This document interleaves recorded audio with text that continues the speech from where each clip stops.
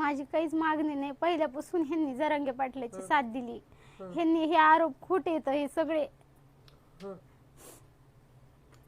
ती मनात बी नव्हतं पण एखाद्या वेळेस पाजून ते करून झालं असं. पहिल्यापासून जरांगे पाटलाची साथ दिली. पहिल्यापासून एकदम बैलगाडी ओढीत नेली. ह्यांनी कधीच साथ नाही सोडली. आम्ही जेलमध्ये होतो त्यावेळेस म्हणायचे जरांगे पाटलाला काही बोलू नका, काही बोलू नका. ह्या पिऊन पाजून त्यांची पिण्याचा ना त्यांना पाजून महिनाभर असं नुसतं दारू पाजित होते. महिन्यात त्यांना असं भंग करून टाकलं. घरच्याची मया नाही ठेवली. कधी कुणाचं ऐकून नाही दिलं. तसं कधीच मनात नव्हतं. पण आता दारू पाजून एखाद्या वेळेस शब्द चुकत असते त्याची मी काय गॅरंटी देऊ. पण त्यांच्या मनात तसं कधीच नव्हतं. त्यांना खोटे आरोप झाले त्यांच्यावर. पिऊन एखाद्या वेळेस बोलले असते ते. त्यांना दारू पाजून हे प्लॅन केलाय सगळा.